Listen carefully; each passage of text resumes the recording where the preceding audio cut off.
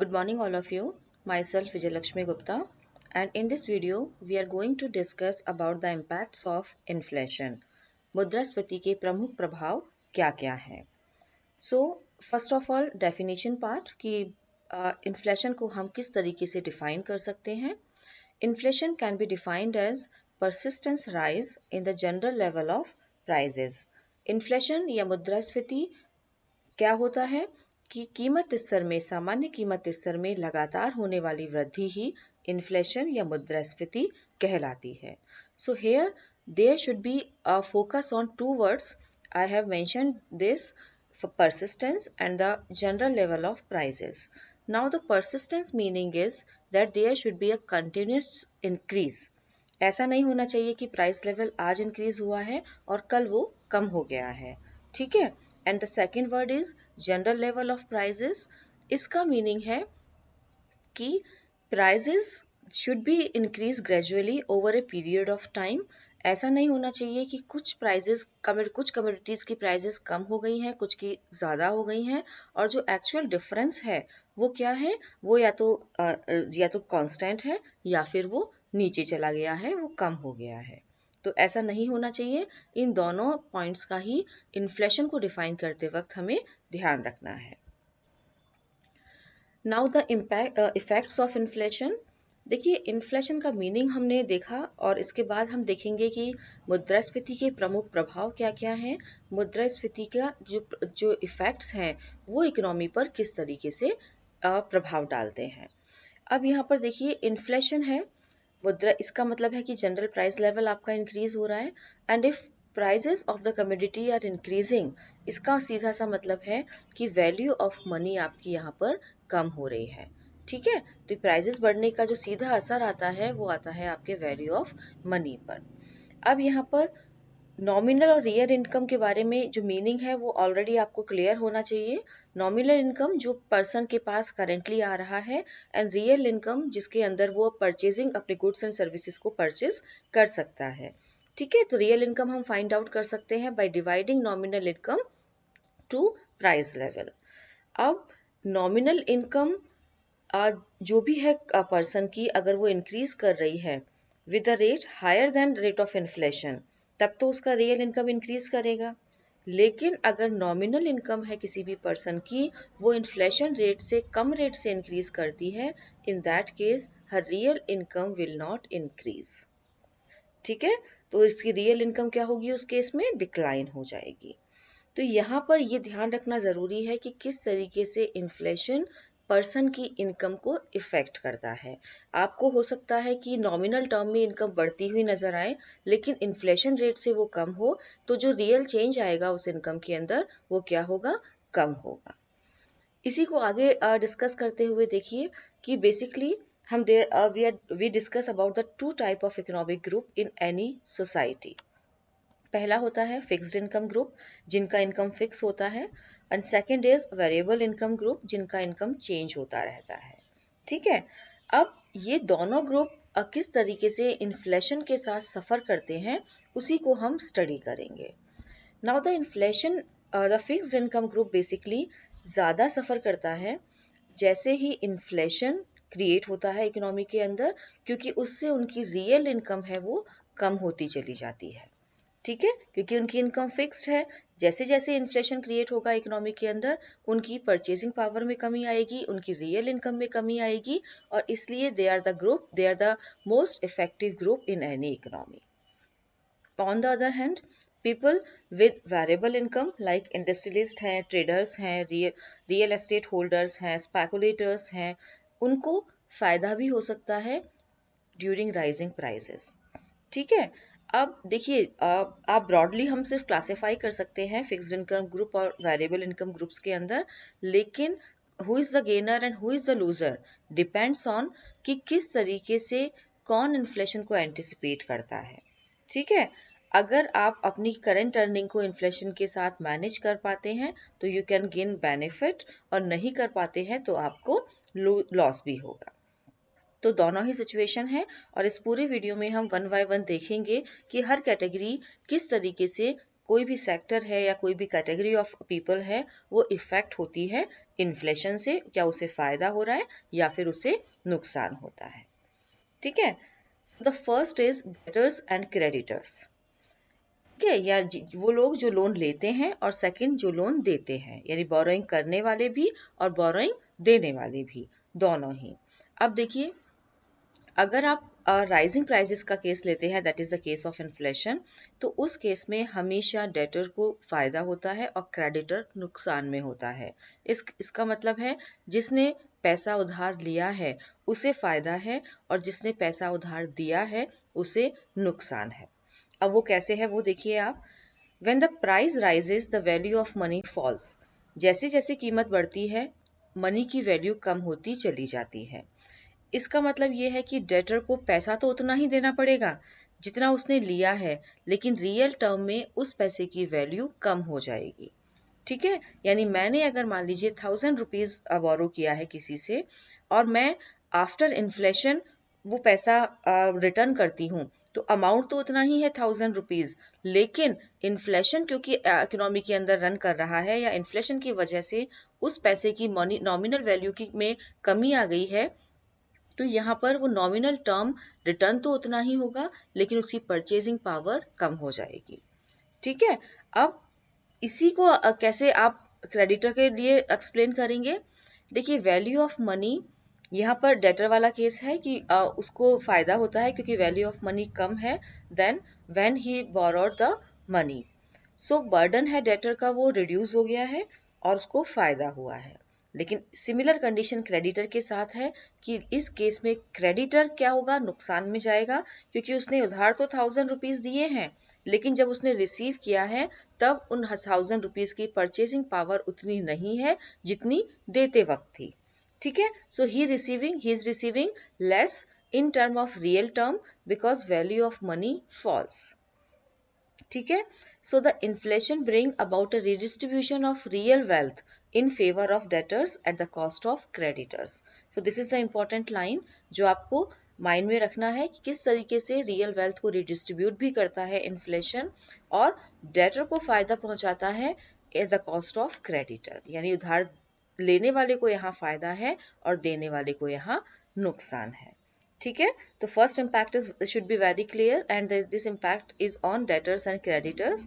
Debtors is in gain and creditors is in loss.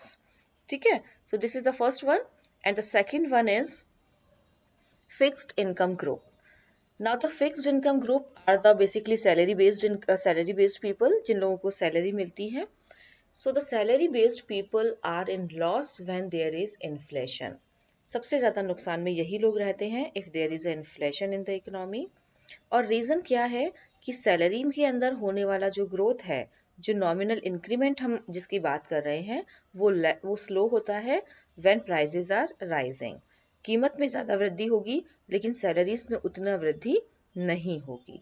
ठीक है, now workers may gain or lose according depends on the speed with which their wages adjust to rising prices। अब आप नुकसान में है worker या फायदे में है वो डिपेंड करता है कि वेजेस में कितना चेंज हो रहा है with the change in prices. अब यहाँ पर फिर से लेबर यूनियन की बात आ गई है कि if your labour union is strong तो with the change in prices वो क्या करेंगे, हायर वेजेस की डिमांड करेंगे। ठीक है, वो अपने आप को प्रोटेक्ट करेंगे कि इन्फ्लेशन के इफेक्ट को कैसे कम किया जाए और उनकी जो कॉस्ट ऑफ लिविंग में जो इंक्रीज हुआ है उसको उनकी वेज रेट से कैसे कंसीडर किया जाए। ठीक है, सो लेकिन इस सब के बाद भी there is often a time lag between the raising of wages by the employers and raises in prices. यानी हमेशा एक टाइम लैग रहता है कि कब जो एम्प्लॉयर है वो अपने वर्कर्स की वेजेस को बढ़ाएगा और जो प्राइजेस में राइज हुए हैं उनके बीच में, और वही टाइम लैग क्या करता है, नुकसान करता है वर्कर्स का। ठीक है, अब यहाँ पर कुछ केसेस ऐसे भी होते हैं कि कॉन्ट्रैक्ट बेसिस पर आपके वर्कर्स काम करते हैं और कॉन्ट्रैक्ट बेसिस पर अगर काम करते हैं तो उनकी वेजेस फिक्स रहती है for a period of time, और उस केस में अगर इन्फ्लेशन का कंडीशन क्रिएट होता है तो उनको नुकसान यहाँ पे रहेगा। तो बेसिकली वेज अर्नर्स हैं वो भी सेम ही सिचुएशन में हैं जो आपके सैलरी क्लास पीपल हैं उनकी तरह से, उन्हें भी उतना ही नुकसान फेस करना पड़ता है। ठीक है, now next is transfer payment की अगर हम बात करें, सच एज पेंशन हुआ आपका, अनएम्प्लॉयमेंट बेनिफिट्स हुए, सोशल सिक्योरिटीज हुई, इंटरेस्ट जो रेसिपिएंट्स हैं उनका हुआ, तो यहाँ पर जो ये सारे के सारे फिक्स्ड इनकम लोग हैं, ठीक है, तो ये सारे के सारे लोगों को नुकसान होता है ड्यूरिंग इन्फ्लेशन, क्योंकि इन्हें मिलने वाली जो इनकम है वो फिक्स है, जो इंटरेस्ट मिलेगा वो फिक्स मिलेगा, पेंशन मिलेगी फिक्स मिलेगी, अनएम्प्लॉयमेंट बेनिफिट्स मिलेंगे वो भी फिक्स होगा। सो इन दैट केस जो वैल्यू ऑफ मनी है वो तो कम होती चली जा रही है, that's why they all will be in loss. तो इन सबको क्या होगा, नुकसान होगा। So we can conclude this that fixed income group basically क्या होते हैं, नुकसान में होते हैं if there is a inflation in the economy. फिर उसके अंदर आप सैलरी क्लास पीपल को इंक्लूड करते हैं, वर्कर्स को इंक्लूड करते हैं, या फिर उन लोगों को इंक्लूड करते हैं जो ट्रांसफर पेमेंट के रेसिपिएंट्स हैं। ठीक है, so this is your second category in which we have studied about the fixed class people. Now the third one is traders and investor. जो थर्ड कैटेगरी है जिसके ऊपर हम इम्पैक्ट ऑफ इन्फ्लेशन स्टडी कर रहे हैं वो है आपका ट्रेडर्स और इन्वेस्टर्स। ठीक है, नाउ देखिए, अब बेसिकली जितनी भी प्रोपराइटर इनकम होती है, like producers, traders, real estate holders, ये जितने भी इनकम अर्न करते हैं, तो इन सबको फायदा होता है जब भी प्राइजेस इंक्रीज होती है, क्योंकि ये इनकी जो स्टॉक है, जो इनके एसेट्स हैं, जो इनकी इन्वेंटरीज हैं, उनकी वैल्यू में इंक्रीज करती है। ठीक है, तो जैसे जैसे इनकी बिक्री बढ़ेगी वैसे वैसे इन लोगों का प्रॉफिट है वो ऊपर जाएगा, प्रॉफिट में इंक्रीज होगा। ठीक है, सो ये जो केस है वो ट्रेडर्स के लिए बेनिफिशियल है, इन्फ्लेशन का केस। सेकेंडली, प्रोड्यूसर एक और तरीके से भी प्रॉफिट रिसीव करते हैं। देखिए, इनपुट की प्राइसेस उतनी ज्यादा इंक्रीज नहीं होती है जितनी की फाइनल प्रोडक्ट या आउटपुट की प्राइसेस में इंक्रीज होता है। ठीक है, क्योंकि वापस से टाइम लैग का केस आ गया है कि जो वेजेस की रेट में इंक्रीज हुआ है और जो आपके रॉ मटेरियल की प्राइस में इंक्रीज होगा उसके बीच में एक टाइम का डिफरेंस होता है। इसीलिए जो आपका इनपुट है वो ज्यादा उसके अंदर उसकी प्राइसेस में इंक्रीज नहीं होगा, लेकिन आउटपुट में आपका टाइमली इंक्रीज ज्यादा होगा। ठीक है, so the owner of real estate है बेसिकली वो गेनर्स होते हैं इन्फ्लेशन में, क्योंकि उनकी प्रॉपर्टी की प्राइसेस में इंक्रीज होता है और जैसे ही वो बिकती हैं तो उस तरीके से आप देख सकते हैं कि यहाँ पर उनकी जो जनरल प्राइस लेवल है, जो उनका प्रॉफिट लेवल है वो कंटिन्यूसली बढ़ता चला जाता है। So this is the third one जहां हम ट्रेडर और इन्वेस्टर को यहाँ पर इंक्रीज इसके स्टडी हम किए हैं कि किस तरीके से ट्रेडर और इन्वेस्टर हैं उनके वो इन्फ्लेशन के अंदर किस तरीके से रिएक्ट करते हैं। ठीक है, the next one is agriculturalist, farmers की बात हम करते हैं। अब फार्मर्स को भी यहाँ पर देखिए कैटेगराइज किया गया है 3 कैटेगरीज में। पहला है आपका लैंडलॉर्ड जिनकी खुद के पास जमीन है, peasant proprietor and landless agriculture workers, ऐसे लोग जिनके पास एग्रीकल्चर के लिए जमीन नहीं है, वो दूसरे लोगों के उस पर काम करते हैं। अब यहाँ पर देखिए, लैंडलॉर्ड है वो तो राइजिंग प्राइजेस के टाइम पर नुकसान होता है उन्हें, क्योंकि they are the people who get fixed rent, जो अपनी जमीन को किराए पर देते हैं एक फिक्स रेंट पर और उन्हें वो किराया मिलता है। सेकंड है आपके प्रोपराइटर्स जिनके पास अपनी जमीन होती है और वो खुद ही उसके अंदर कल्टीवेशन करते हैं, तो इन्हें फायदा होता है। ठीक है, नाउ देखिए, इन्फ्लेशन के टाइम में जो फार्म प्रोडक्ट्स हैं उनकी प्राइसेस में इंक्रीज होती है, लेकिन कॉस्ट ऑफ प्रोडक्शन उतना इंक्रीज नहीं होता है, क्योंकि वेज रेट को इंक्रीज करने में टाइम लगेगा, टाइम लैग का कंसीडरेशन है यहाँ पे, लैंड रेवेन्यू को इंक्रीज होने में टाइम लगेगा। तो जिस रेट से आपके फार्म प्रोडक्ट्स की प्राइसेस बढ़ती हैं उस रेट से आपका ना तो लैंड रेवेन्यू इंक्रीज हो रहा है ना ही वेज रेट इंक्रीज हो रही है। ठीक है, तो यहाँ पर लैंडलेस जो आपके एग्रीकल्चर वर्कर्स हैं they are the one who suffer most, इनको सबसे ज्यादा नुकसान होता है, क्योंकि उनकी वेजेस ना तो लैंडलॉर्ड बढ़ाता है ना फार्म ऑनर्स बढ़ाते हैं। गवर्नमेंट भी बहुत जल्दी जो मिनिमम वेजेस हैं उसकी रेट को रिवाइज नहीं कर सकती है और वहां पर उनका फेवर लेने के लिए उनकी कोई यूनियन भी नहीं होती है। सो इस तरीके से आप क्या कर सकते हैं, एग्रीकल्चर में भी कैटेगरी वाइज हम उनका इन्फ्लेशन का इम्पैक्ट देख सकते हैं कि किस कैटेगरी पर किस जो इम्पैक्ट होगा यहाँ पर इन्फ्लेशन का वो क्या होगा। ठीक है, ये हो गया इम्पैक्ट ऑन एग्रीकल्चरलिस्ट। अब नेक्स्ट आप देखिए गवर्नमेंट। गवर्नमेंट क्या है, बेसिकली अगर उधार लेती है तो उसे फायदा है, ठीक है, और अगर उधार देती है तो उसे नुकसान है। अब देखिए यहाँ पर डेटर की कंडीशन हम लोग पढ़ रहे हैं तो फायदा हो रहा है गवर्नमेंट को, क्योंकि गवर्नमेंट क्या करती है, मान लीजिए हाउस होल्ड से आप पैसा उसने बोरो किया है तो वो एक इंटरेस्ट रेट पे करती है। जो भी हाउस होल्ड है उसको गवर्नमेंट बॉन्ड्स पर एक इंटरेस्ट रेट मिलता है और वो नॉर्मली फिक्स होता है, वो प्राइजेस में चेंज होने के साथ साथ चेंज नहीं होता है। तो प्राइजेस अगर बढ़ती हैं, इंक्रीज है, if there is increase in prices, but then in that case the interest rate on government bonds will not increase. ठीक है, अब यहाँ पर यही थोड़ा सा इसका फायदा है। अब यहाँ पर ये तो हुआ एज ए डेटर।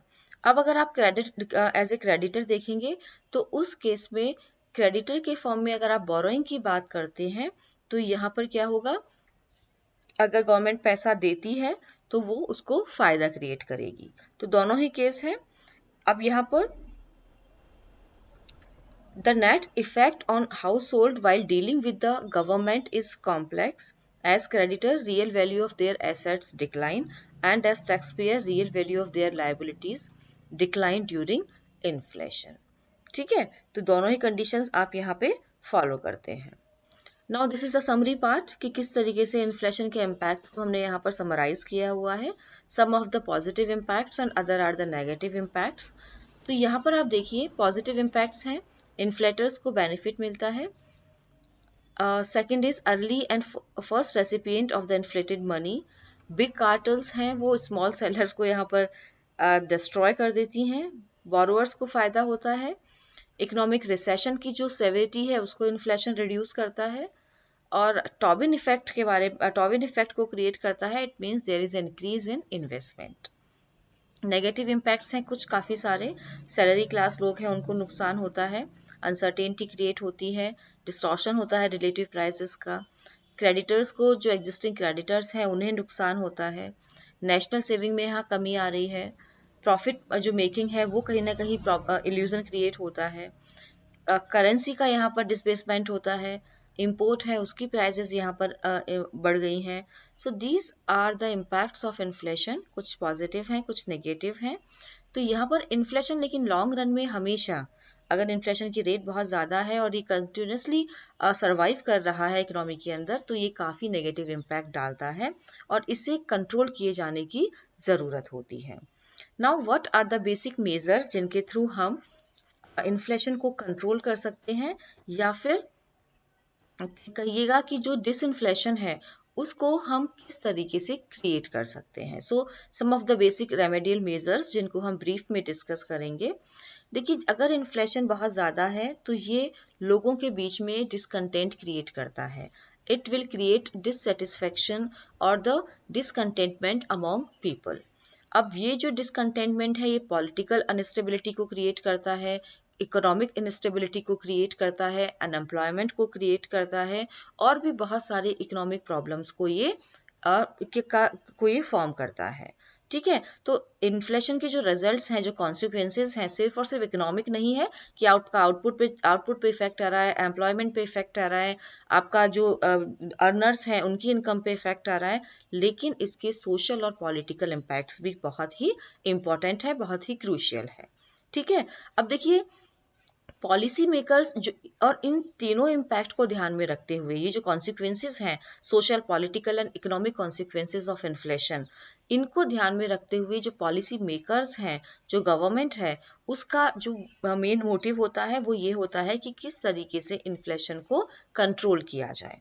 ठीक है, तो हमारे यहाँ हम देखिए यही हम बात कर रहे हैं कि जो रेमेडियल मेजर है कि क्या गवर्नमेंट करे जिससे इन्फ्लेशन कंट्रोल हो। तो उसका प्राइमरी जो कहिएगा कि जो प्राइमरी टास्क है या प्राइमरी जो टारगेट है वो ये है कि मॉनेटरी पॉलिसी को प्रॉपरली इम्प्लीमेंट किया जा सके। अब इसके दो कंडीशन आप देखिए, अगर इन्फ्लेशन हाई है, in case of high inflation, government एक टाइट मॉनेटरी पॉलिसी अडॉप्ट करती है जिससे कि डिमांड को कंट्रोल में लाया जा सके, ठीक है, मनी सप्लाई को कंट्रोल किया जा सके, और these policy are geared towards the reduction of inflation rate। और ये जो टाइट मॉनेटरी पॉलिसी है ये बेसिकली इन्फ्लेशन रेट को रिड्यूस करती है, ठीक है।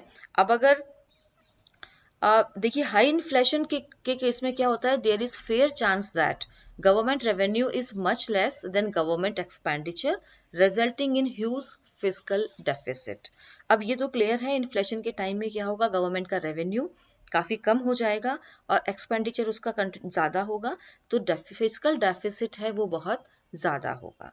अब इस फिस्कल डेफिसिट को कंट्रोल करने के लिए, फाइनेंस करने के लिए बेसिकली कई ऑप्शंस हैं जिन्हें गवर्नमेंट यूज करती है। फर्स्ट है बोरोइंग, वो पब्लिक बोरोइंग करती है।